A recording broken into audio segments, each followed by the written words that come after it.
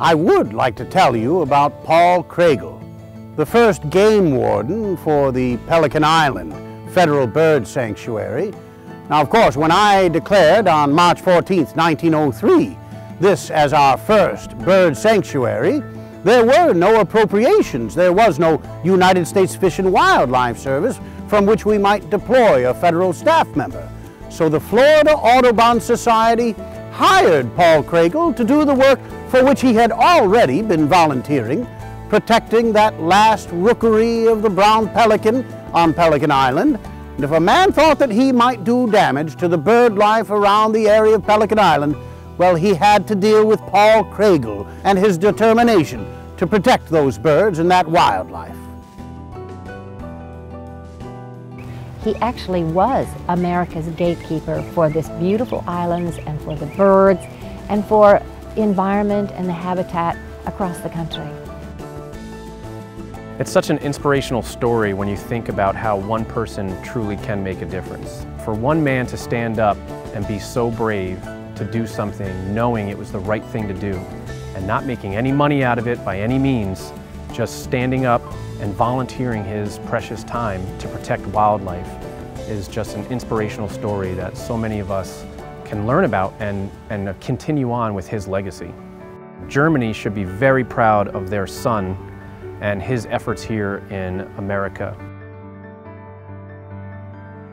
I think that it is wonderful that so many people are interested in Pelican Island today, because otherwise we may not have had any pelicans if it had not been for Warden Paul Craigle.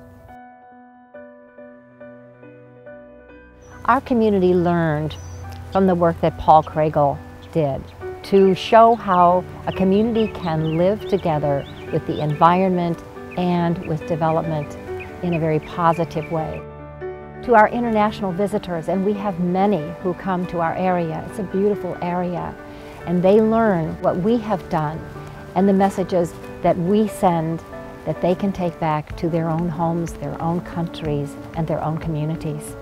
When we talk about nature and we talk about the environment, I think young people are more sensitive to these issues, and they love the outdoors and they love the environment. And when they learn that one person so many years ago was able to make such a significant change, he can certainly become a role model for them. We see things naturally here every day that most people will never see in their lifetimes. This is actually my first year coming to the festival, and I actually want to come back next year and actually be a part of it, because it's amazing to see how many people actually drive here. A lady who's volunteering with me right now drove all the way from Wisconsin, and that's pretty amazing to see all these people come here just for the wildlife thing. People need to hear the story about Paul Craigle and his efforts more now than ever. This is our 110th anniversary, and not just locals, but individuals that are traveling here from all over the world are getting an opportunity to experience a true conservation hero.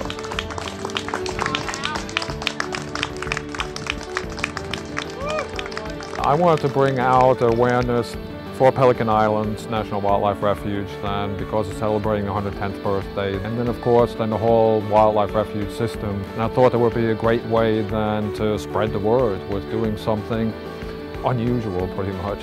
One person went out there then and got other people interested in Pelican Island, and pretty much with one person riding down now the East Coast, I wanted to show the same thing, that one person still today can make a difference.